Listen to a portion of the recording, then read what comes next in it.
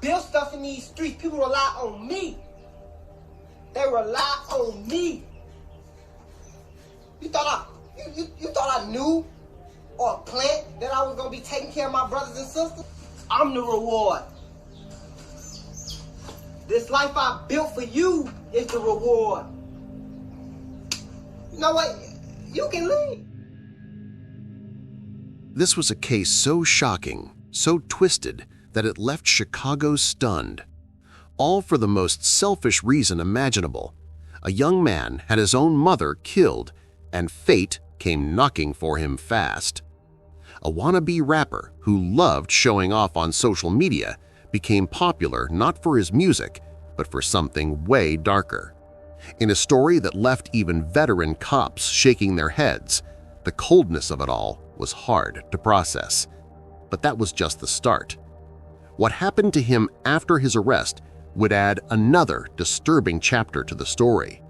Because years after he went to prison, after the news crews moved on and people forgot his name, reports would surface that Wilson was assaulted behind bars, sexually, and in other ways that make even the toughest people uncomfortable. This is the story of Qaw'mane Wilson, a rapper who went from posting flashy videos to serving a 99-year sentence that turned out to be worse than anyone expected. I'm QC, I'm ballin', and I'm rich, hold up. Doors on the car, go up. See a bad bitch like skirt, hold up. Take her to my home, kiss her on her neck, get her out her thumb, but not until she's I know she. You're watching Hidden Crime Network. This whole mess went down in Chicago, Illinois. It's a place with real character, those amazing buildings along the lake, the music scene, and neighborhoods where people still look out for each other despite everything. The people there are straight-up, no-nonsense types with big hearts. They've got that special Chicago pride that comes from generations of hustling and staying loyal to where you're from. But back in 2012, underneath all that good stuff, the city was dealing with some serious violence problems that had everyone on edge. Even in better neighborhoods, you couldn't take safety for granted anymore. Qaw'mane Wilson was in his early 20s when he started chasing the rap dream. As young QC, he was all about building his image online, posting videos and pictures of what looked like a pretty sweet life. But there was something eating at him behind all those filtered photos, a hunger that just kept growing. He wanted everything, the fame, the cash, the respect, and he wanted it now. This need, this impatience, would eventually push him to cross a line that most people can't even imagine. The choices he made next shocked an entire city and destroyed multiple lives, including his own. And it all started with the one person who loved him most in this world.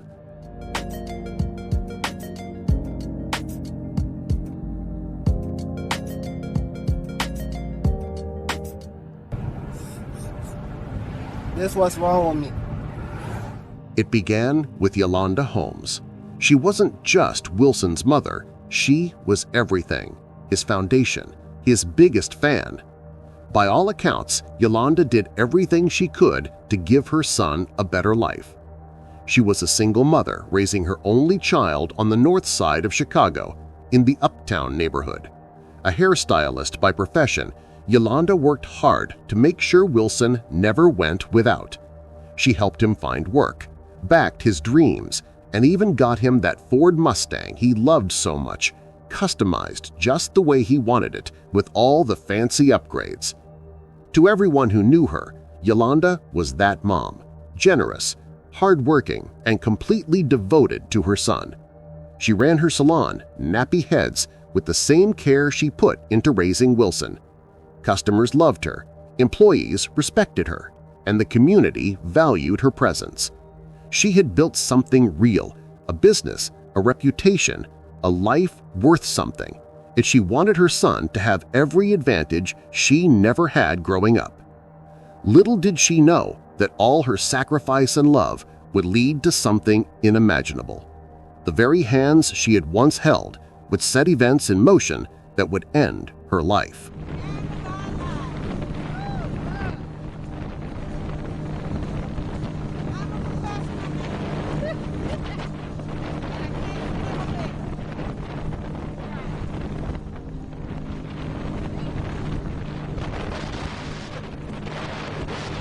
On September 1, 2012, Yolanda Holmes went to bed in her apartment in Chicago's Uptown neighborhood. Around 4:15 in the morning, a man named Eugene Spencer entered the building. There was no broken window, no kicked-in door. He had been let in, escorted right to Yolanda's door by Wilson's girlfriend, who drove him there and showed him exactly where to go. Inside, Yolanda was asleep in her bed, completely defenseless. She never even saw what was coming. Eugene walked through the quiet apartment and straight into the bedroom where Yolanda lay. He raised his gun and fired. But the violence wasn't over. Moments later, her boyfriend, who had been staying with her, rushed into the room after hearing the gunshot. A fight broke out. Eugene attacked him and beat him unconscious, leaving the man bleeding on the floor. Then came the phone call, the one that would later haunt everyone who heard about this case. Eugene received instructions from the person who sent him there. The voice on the other end was cold and direct. Make absolutely sure she's dead. Following those orders, Eugene returned to Yolanda's bedroom. She was already badly wounded from the gunshot, but he had to be thorough. He grabbed a knife and stabbed her multiple times, making certain there would be no survival. On the morning of September 2, 2012, police responded to a call from an apartment building in the Uptown area. What they found inside was a nightmare. Yolanda Holmes lay dead from gunshot and stab wounds. She was just 45 years old. Her boyfriend was still alive but unconscious, badly beaten during the attack. Right away, detectives knew this wasn't some random break-in. Nothing had been stolen, there was no sign of forced entry, and the level of violence felt personal, like someone really wanted Yolanda dead. Officers began putting the pieces together, talking to neighbors, checking security cameras, collecting evidence. Their first real lead came from Yolanda's boyfriend, who regained consciousness. Though he couldn't identify the attacker, he described the struggle and made one thing clear: the killer had come specifically for Yolanda. That's when investigators started looking closer at her relationships, her daily routines, and the people in her life. Eventually, their attention turned to her only child, 23-year-old Wilson. At first, there wasn't much connecting him directly to the crime, but something about his behavior after his mother's murder just didn't sit right. While everyone else was grieving, Wilson kept posting on social media. He was still uploading videos, still flexing, still acting like nothing major had happened. For someone whose mother had just been murdered, there were no tears, no grief, no signs of a broken heart, just new jewelry and fresh stacks of cash.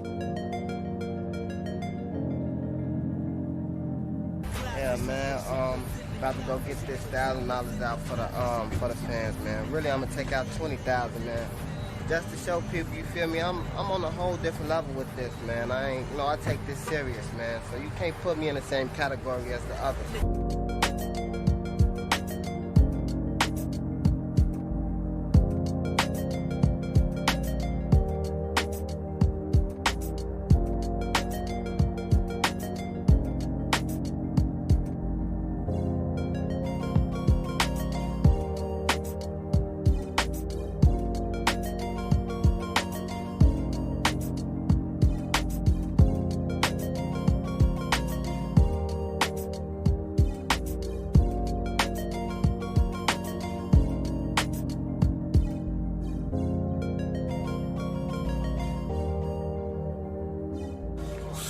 Feel me, man? I don't play no games. You feel me? I don't play no games, man. You know, I do this for real, bro. I don't got no problem with giving back, man. I'm the only one out here with a show that's actually giving back, you feel me? And I got proof to show it, you feel me? Shout out to this fan I'm finna go slide on, man. I'm finna take care of you.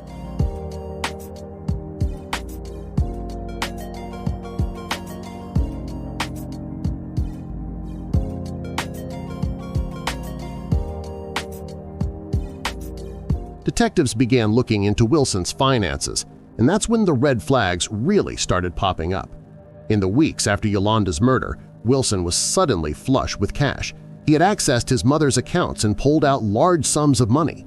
Nearly $90,000 disappeared from her savings account.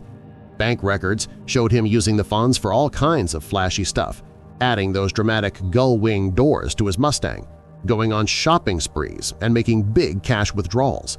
One video that went viral showed him literally throwing money at people on the street, handing out bills to a crowd of strangers who cheered him on. That same video later became Exhibit A in court, showing just how quickly he cashed in on his mother's death. But what really broke the case open was the digital trail. Detectives pulled Wilson's phone records, and what they found was damning. In the days before Yolanda was killed, Wilson had been texting and calling a guy named Eugene Spencer. Eugene, who was 22 at the time, had a criminal record and was known to police. The timing and frequency of these calls raised serious red flags. Investigators also discovered that Yolanda's girlfriend, Loriana Johnson, had driven Eugene to Yolanda's apartment on the night of the murder. It was enough to bring Eugene in for questioning. Under pressure, Eugene cracked. He admitted being at the scene and told investigators something chilling. Wilson hired him to do it. He said Wilson promised him $3,500 to kill his own mother. Even claimed that during the attack, Wilson called to make sure the job was finished, telling him to make sure the bee is dead. In the end, Spencer only received $70 of the promised payment. As Wilson sat in the courtroom, the evidence against him painted a picture of cold-blooded planning. This wasn't just murder, it was the ultimate betrayal. A son who had been given everything turned around and orchestrated his mother's death. In March 2019, after years of legal preparation, both Wilson and Eugene Spencer faced trial. They were charged with first-degree murder, attempted murder of Curtis Wyatt, and home invasion. The courtroom was packed. Media, community members, and Yolanda's friends and family all wanted to see justice done. Every detail of the plot was laid out for the jury to see. From the bank withdrawals to the surveillance videos to the chilling phone call ordering Eugene to make sure Yolanda was dead. Prosecutors played that YouTube video of Wilson throwing cash in the air for his so-called fans, visual proof of what they called his obsession with money and status.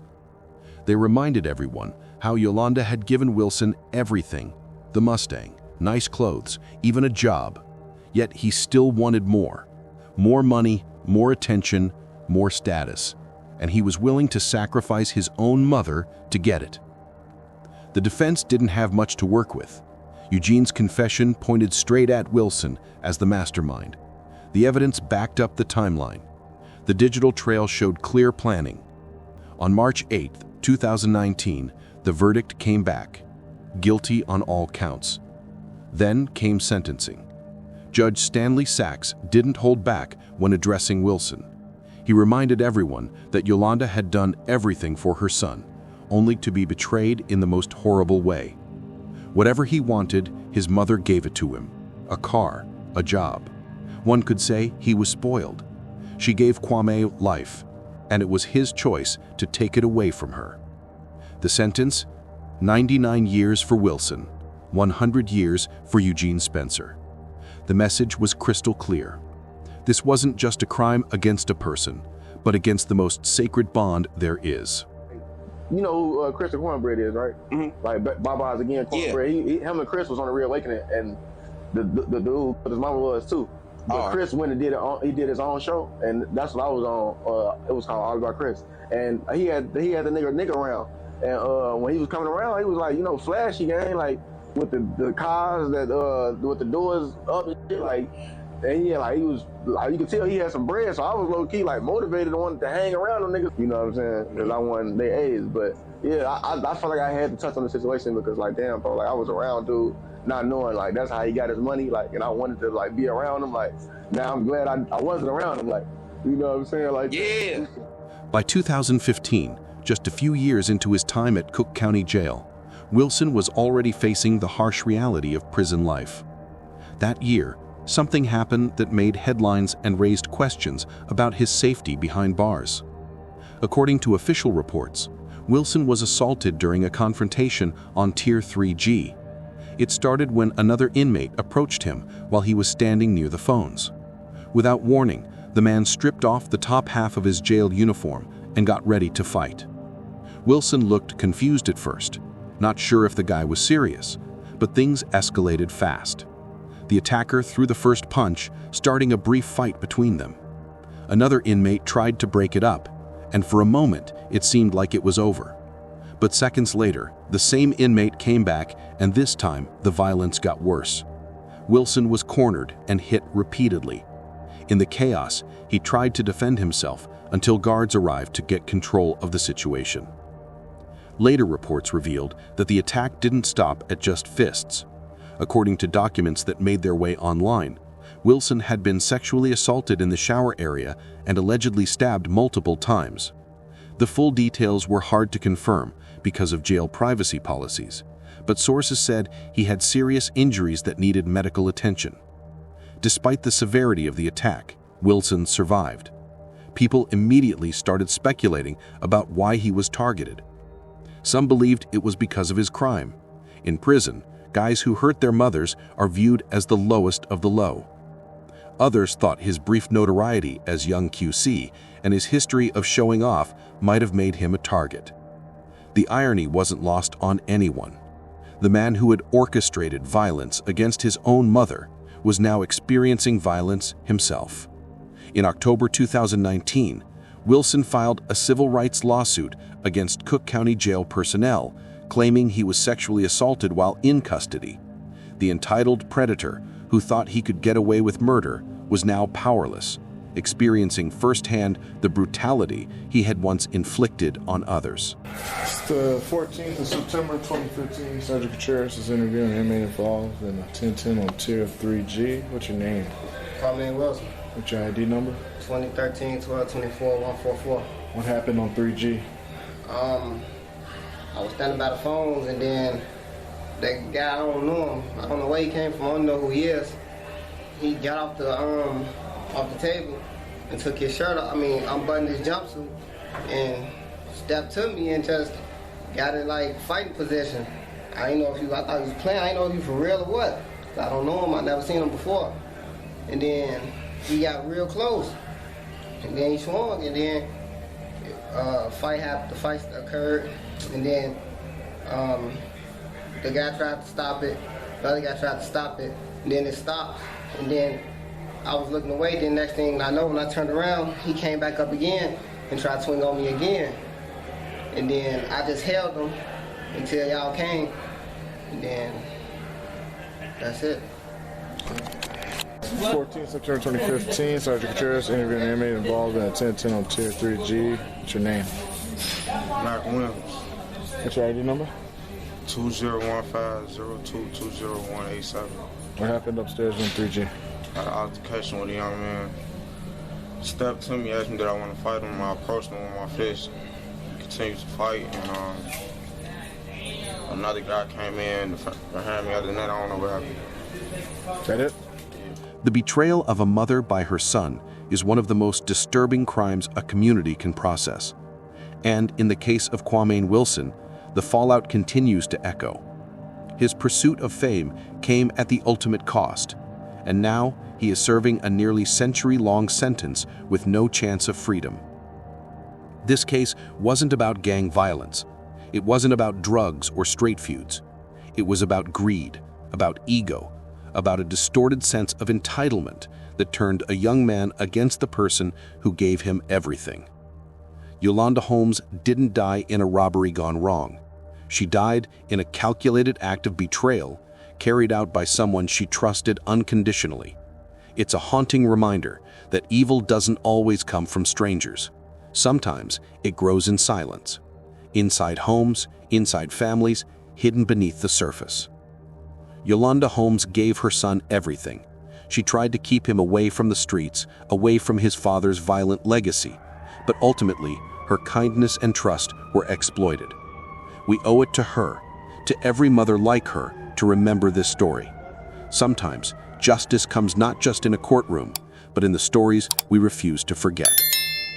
The murder of Yolanda Holmes was more than a shocking headline. It was a profound blow to the Chicago community where she was revered. Friends and colleagues were left stunned and floored by the news of Qaw'mane's involvement, struggling to comprehend how the salon baby could betray the woman who had given him everything. Yolanda's role as the owner of Nappyheads went beyond business. She actively supported community initiatives and used her salon as a hub for local events, serving as a pillar of stability and legitimate achievement. Her death shattered the trust that existed between a mother and her child, and a beloved figure and her community. Wilson now sits in Hill Correctional Center with a projected parole date of November 2058. The man who craved instant luxury and fame will spend his remaining years in a cell, far from the lifestyle he killed for. His story serves as a stark warning about the dangers of unchecked greed and entitlement. Until next time, remember, the cash and fame that seems worth killing for today may cost you everything tomorrow. And no amount of social media status is worth destroying the people who truly love you. Stay grounded, stay grateful, and thank you for joining us today. See you on another story from the Hidden Crime Network. Bye for now.